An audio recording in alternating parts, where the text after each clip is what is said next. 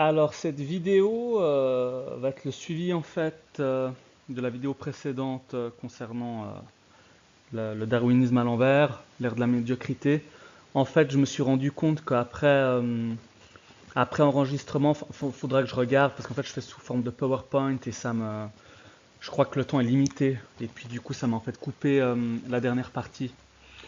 Donc, mais c'est pas grave, je vais donc vous réexpliquer la dernière partie, puis ça sera comme une forme de bonus, puisqu'en plus là on est plus dans du, on va dire, un peu, ce sera un peu plus fun, et puis sur en fait des années de vécu et constaté. Donc, comme je vous ai dit, moi je vis à Genève, je suis suisse, et puis donc il y a énormément de, enfin c'est vraiment la ville de gauche du social. Alors c'est un petit peu hypocrite parce qu'en même temps on est en plein dans le libéralisme, donc c'est un mélange, on a tout ce qui est le pire, le libéralisme à outrance et puis le social à outrance aussi. Et puis ça fait un choc de ces deux blocs et justement c'est là qui fait qu'on se retrouve dans cette ville avec énormément de gens au social, mais vraiment beaucoup quoi, qui sont complètement assistés. Et puis d'autres qui travaillent comme des fous, qui font plus de 40 heures, 40, 50 heures par semaine, et puis pour avoir un salaire décent quoi. Et puis, j'allais surtout en fait vous parler de l'anecdote que enfin l'histoire que j'ai vécue avec et dont j'ai noué une amitié avec un monsieur qui s'appelle Bernard, on va l'appeler comme ça. Et lui, donc, ce mec a maintenant 40 ans passés et il a jamais, mais jamais travaillé de sa vie, le gars. Jamais. Et puis ce qui se passe, c'est que, en fait, il a été au social. Donc il avait travaillé un petit peu pour son père, mais donc il touchait un petit peu le chômage quand il était tout jeune. Et puis puisque le chômage ne le suffisait pas, le social avait pris en compte l'autre partie, quoi, salariale. Et le mec n'est plus jamais sorti du social depuis.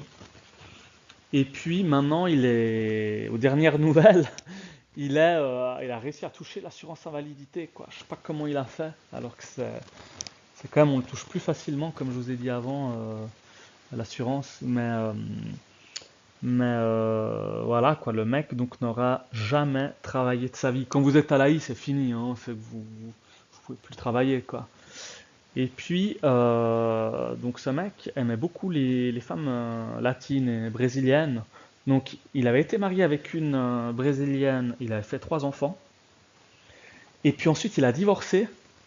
Bah alors évidemment tout est payé par le social quoi. Le mec a fait trois enfants. Ses enfants voilà sont financés par le contribuable.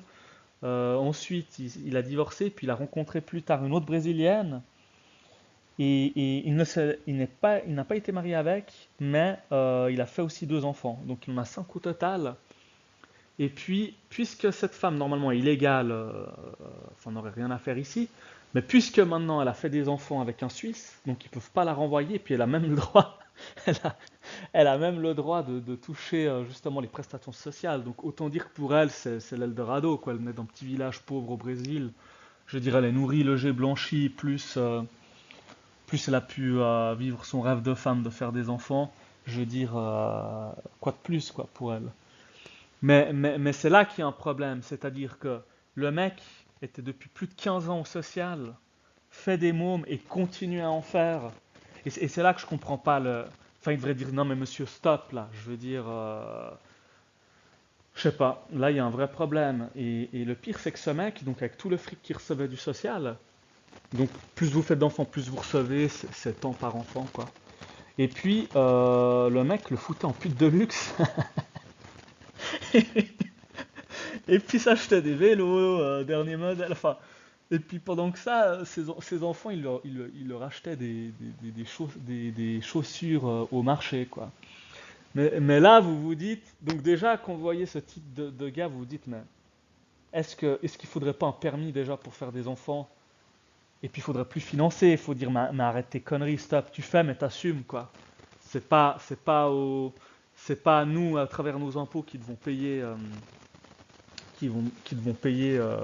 pour ces conneries, quoi. Ça fait du bien ni à la population où les impôts augmentent, parce il faut payer après toutes ces familles assistées. Et puis, ça fait ni du bien pour lui, finalement. Le mec, je veux dire, Il arrive même pas à s'occuper de lui-même. Il se levait à midi, 1 heure, 2 heures de l'après-midi. Et puis, enfin, je veux dire, là, il y a un vrai problème. Comment tu veux avoir des enfants si tu n'arrives même pas à t'occuper de toi-même? Et là, ça montre quand même vraiment le délire. Et moi, quand je lui disais, mais tu veux pas aller travailler? Je lui disais, je sais pas, mais fais n'importe quoi, même en entendant, pour sortir de ta situation.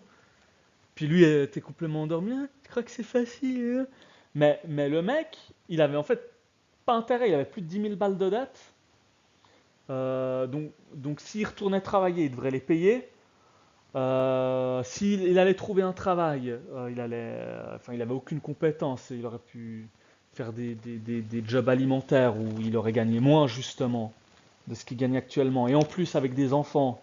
Donc là, il faudrait qu'il gagne le mec 10-12 000 balles là, avec 5 mômes et une ex-femme et puis une compagne. Je veux dire là, ça douille quoi. Donc là, ce qui douille, ben, c'est le social quoi. Donc en fait, le mec avait tout intérêt à pas travailler quoi dans son cas. Et ça c'est le problème, c'est le cercle vicieux. Et après, le problème aussi, c'est que il y a un business du pauvre, je dirais. Parce que finalement, alors quand il voit, à ce que j'ai compris, que vous êtes trop incapable, incompétent, à un moment il lâche l'affaire, quoi, c'est game over. Mais certains, si vous n'êtes pas trop con, ils vous mettent dans des stages, dans des mesures de réinsertion, ils appellent ça. Mais en gros, par exemple, vous allez travailler dans une mesure de réinsertion comme infirmier, par exemple. Ils vous disent c'est un stage, ou dans une EMS un EMS pour vous occuper des personnes âgées.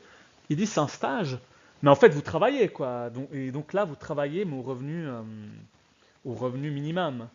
Et donc c'est là qu'il faut faire gaffe. Même s'il y avait avec l'intelligence artificielle qui arrive de plus en plus, enfin les offres d'emploi, enfin l'offre et la demande qui est déséquilibrée, on pourrait se dire cool le revenu universel.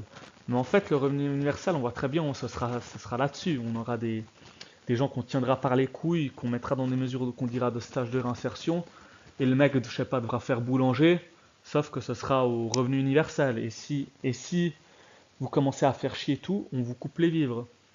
Et c'est ce qui se passe, même à Genève avec le social, pour beaucoup de personnes.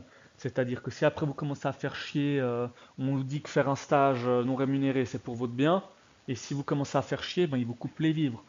Donc c'est là aussi que ça peut être aussi un peu dangereux, la prison dorée, si je puis dire. Et j'avais connu une amie iranienne qui était venue pour fuir la guerre, enfin les conflits euh, il y a quelques années en arrière. Et puis, elle n'avait pas le droit d'être accueillie en tant que réfugiée, mais du coup, ils lui ont quand même donné le social, alors qu'elle était illégale sur le territoire. Donc on voit déjà le délire. Mais le pire, c'est qu'en fait, elle était coach sportive, mais elle faisait en fait coach pour la ville de Genève. Donc c'était plusieurs heures dans la semaine. C'était du sport collectif, du coaching collectif, mais gratuit donc pour la population. Mais donc elle, en fait, était comme une employée de la ville, ça aurait pu être un poste créé de fonctionnaire, quoi, en fait. Mais sauf que là, elle le faisait au revenu minimum, gratuitement et en touchant le salaire du social. Et c'est là que c'est pernicieux, où on voit que finalement, bah, évidemment, ils font une espèce de retour sur investissement. Donc vous avez des travailleurs qui vont travailler gratuitement, puis au revenu minimum, et en plus vous êtes tenu par les couilles, vous n'avez aucune liberté, parce que si vous commencez à faire chier, dire non, non, moi, travailler gratuitement, ça m'intéresse pas, et ben là, évidemment, ils vous disent vous collaborez pas, vous ne jouez pas le jeu, et ils vous pénalisent, tout comme le chômage. Donc voilà pour la petite partie bonus. Salutations à Bernard s'il nous écoute. Et s'il n'a pas fait encore d'autres enfants, hein, peut-être depuis l'heure, moi là, j'ai plus de nouvelles de lui, j'ai un peu coupé les ponts, quoi. Peut-être qu'il est maintenant à 6-7 mômes, hein, qui sait. D'ailleurs, aux dernières nouvelles, il a réussi à toucher l'assurance invalidité, le gars.